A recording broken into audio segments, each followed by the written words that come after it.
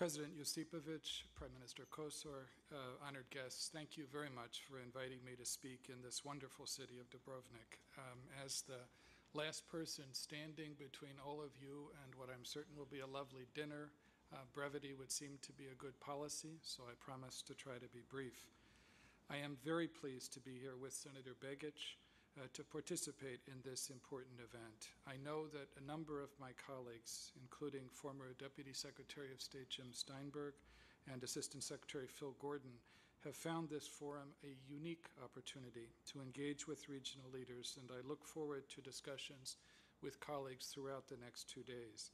Even as we face so many challenges elsewhere in the world, the Obama administration has a particular and enduring attachment to the Balkans, and the United States remains deeply committed to helping this region achieve our common goals. I am especially glad to have the opportunity to celebrate with you 20 years of Croatian independence and your tremendous June 30th success in meeting the requirements to accede to the European Union.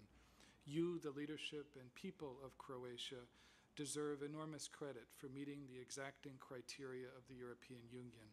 The United States has supported you through every step of this process, and I hope you will not mind if we take some pride in your accomplishment. I'd also like to congratulate the European Commission for its vision, patience, and persistence in opening the doors of the EU to the countries of the Western Balkans and assisting them through the process. Croatia will soon be the newest member of the EU, but we eagerly await the day when the remaining countries of the region are able to join as well, and we stand ready to assist them. Drawing on its successful experience, Croatia can, and I'm sure will, play a special role in supporting the efforts of neighboring countries to join the EU and NATO. All of the countries of the Western Balkans have committed themselves to the European project. All are agreed that European and Euro-Atlantic integration represent the best path forward for the region. In our view, until the process of European integration has brought all of the countries of the region into the fold, the vision of a Europe whole, free, democratic, and at peace will remain unrealized. Whether you are a NATO member, a NATO candidate, or a member of Partnership for Peace, we look forward to partnering with you in addressing the full range of security challenges that the 21st century presents. On that note, we thank Croatia for your contributions to our common struggle in the world's most challenging battlefield, Afghanistan. Croatia's success demonstrates that progress can be made, albeit with hard work and sacrifice, to advance the interests of the region's citizens. The momentum that comes with this transition for Croatia should be encouraged and cultivated throughout the region. It will be important for Croatia to continue working with neighbors to resolve outstanding regional issues such as missing persons, refugees, and disputed boundaries. In Croatia's current success, I think we can all see future opportunities for this region. Another important lesson is that this success was reached only after Croatia and Slovenia found a way to address a contentious bilateral issue through negotiation and compromise. Under the leadership of Prime Minister Pahor and Prime Minister Kosor, they resolved their differences the European and the modern way, which we hope will be a model for the entire region as it moves along the path of Euro-Atlantic integration. We also admire and support the efforts of President Josipovic and Prime Minister Kosor to reach out to former adversaries. You and your Serbian colleague, President Tadic, have shown great courage in making a firm commitment to resolve the issues resulting from a war that wrought terrible destruction and caused the displacement of 250,000 people. I am even more encouraged by the bold approach you have taken in the battles against corruption and organized crime. You have created a legislative and political framework that enables prosecutors to do their jobs without fear or favor and to go after corruption at the highest levels of government. This, too, has sent a message throughout the region that the days of impunity are numbered and the balance of power is shifting in favor of the rule of law. As we know from our own experience in the United States, the fight against corruption is a never-ending battle, and the safeguarding of democracy requires constant vigilance. Thus, we count on Croatia to maintain an undiminished commitment to the cause of reform in the years to come. We also recognize your efforts in helping your neighbor, Bosnia and Herzegovina.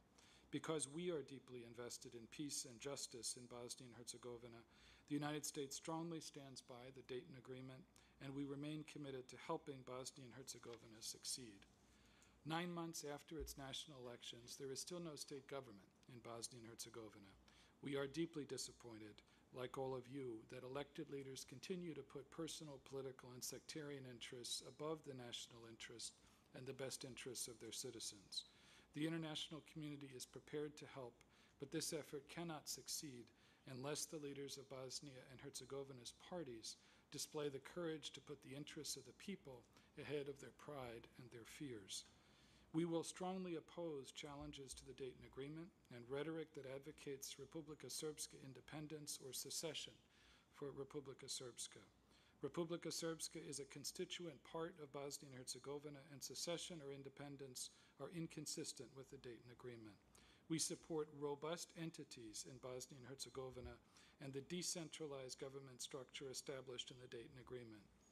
But moves toward or even threats of secession set back prospects for European integration and destabilize the neighborhood. We welcome efforts by the EU and Croatia to focus Bosnia and Herzegovina's leaders on the steps needed to realize their country's European future. I applaud President Tadic for the impressive strides Serbia has made toward EU accession and for his effort to reform its judiciary and combat organized crime. The recent arrest of Ratko Mladic speaks volumes about Serbia's commitment to justice.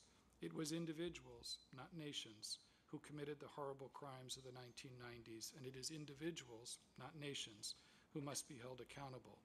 We await the arrest of the last remaining at-large Yugoslav war crimes indictee, Goran Hadzic. With him facing justice in The Hague, Serbia will have met its remaining obligations to the International Criminal Tribunal for the former Yugoslavia. Continued cooperation with the tribunal, when coupled with further progress on internal reforms, will make Serbia a strong candidate for the European Union. In this regard, we applaud President Tadic's attendance last year at the 15th anniversary ceremonies for the victims of the genocide at Srebrenica, and his visit this week to Sarajevo to promote regional cooperation. But Serbia also faces unique challenges in joining the European Union. Serbia needs to find a way to come to terms with the reality of Kosovo. It is inconsistent with EU standards for Belgrade to maintain a force of security officials within Kosovo in violation of UN Security Council Resolution 1244. It is inconsistent with EU standards and with the Central European Free Trade Agreement signed by Serbia to prevent the export of goods from Kosovo. The United States strongly supports the EU-facilitated dialogue between Belgrade and Pristina and welcomes the first agreements reached. Both sides have indicated a willingness to discuss practical solutions that can improve the lives of everyone in Kosovo, a goal that brings benefits to the people of both Serbia and Kosovo. We applaud the recent agreements reached by Serbian and Kosovar negotiators on resolving freedom of movement and civil registry issues. The United States government supports the view taken by a number of EU member states that if Serbia is to advance on EU candidacy this year, the dialogue should first produce positive results, not only in the technical issues under discussion, but also on issues pertaining to the north of Kosovo. Northern Kosovo cannot be allowed to develop into a frozen conflict. The people of northern Kosovo deserve to live in a place where government provides services, where their rights and property are respected, and where they can build a future for their children, no matter what their ethnicity. In order to join Croatia in its European future, Serbia should continue to join with the region in reconciling itself with its past and adapting to the present. For centuries, Serbs have lived in every corner of this Balkan peninsula, and for centuries, dozens of other ethnic groups have lived within Serbia. Like every other state in the region, Serbia is capable of functioning as a multi-ethnic democracy, respecting the democratic and cultural rights of every ethnic group in its territory. And like every other ethnic group in the region, Serbs must be able to enjoy their democratic and cultural rights in whatever state they live, while respecting the sovereignty of that state. This is the reality of 21st century Europe. It is one of the founding principles of the European Union and a core element of the European zone of peace. Assertions that Serbs cannot live a free and normal life in an independent Kosovo call into question the capability of the entire region, including Serbia, to function as multi-ethnic democracies. Let's be clear.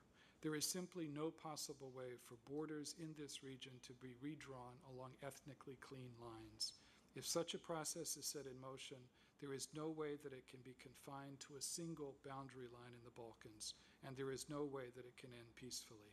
Any rhetoric calling for the partition of Kosovo and questioning the ability of people of different ethnicities to live together is harmful to regional reconciliation and will not advance Serbia's strategic goal of European integration. Let us be equally clear that the United States stands strongly behind a commitment to multi-ethnic societies and respect for cultural rights. This principle applies to Kosovo as well. It has a considerable way to go to realize its aspiration of EU membership, but its social and democratic progress in 3 years since independence has been dramatic. Kosovo's sad recent history does not, of course, grant it automatic admission to Europe, but with our continuing support, it needs to do the hard work of nation building. Kosovo has strengthened its democratic credentials during the past year, weathering a series of constitutional crises and emerging a stronger democracy as a result. Kosovo is tackling its economic reform agenda, but like other post-socialist societies, is struggling to wean its people off of a strong central government. Kosovo should, of course, match its spending to its means, and we look to its leadership to continue to take the hard decisions necessary to secure the country's economic future. But although the hardest task falls to regional actors, outside actors, including the United States, also have important responsibilities in integrating the Western Balkans into Europe. I cannot think of a time in our diplomatic history when the United States has worked so effectively with our European Union colleagues, both with the Commission and bilaterally. This is a demonstration of our commitment to a joint effort in attending to Europe's unfinished business in the Balkans. As we support Europe's post-Lisbon structures, we will continue to forge a constructive US-EU partnership on the Western Balkans. Our mutual commitment to the same goal is unwavering: full participation of all the countries of the Western Balkans in European institutions. The United States is committed to working with the region and our EU partners to develop the enormous potential and promise of the Balkans. Across the region, the United States invests politically and financially in supporting this challenging work, from events such as the Brown Forum held here in Dubrovnik in April that addressed ways to build economic partnerships and increase the attractiveness of the region as an investment destination, to working with political parties and civil society across Bosnia and Herzegovina as they seek to overcome debilitating differences and build consensus in their country. We will continue to do so. We believe strongly in the power that comes with regional cooperation on issues of importance to all, whether that is combating organized crime, attracting foreign investment, or improving the region's transportation and infrastructure. We all need to do more to promote regional cooperation and integration as the cornerstones of a stronger and more prosperous future for the region. To this end, we, as international partners with keen interests in this region, must continue our strong engagement and must be committed to maintaining our assistance to the countries of the region. So again, I applaud Croatia on the aptly chosen topic of this summit, finalizing the transition. I look forward to the discussions that will explore how we can all work together to enhance the political, economic, and civil reforms started in the region to bring all the countries of the region to their European future and much-deserved peace and prosperity. And I look forward very much to working with all of you in the months and years ahead. Thank you very much.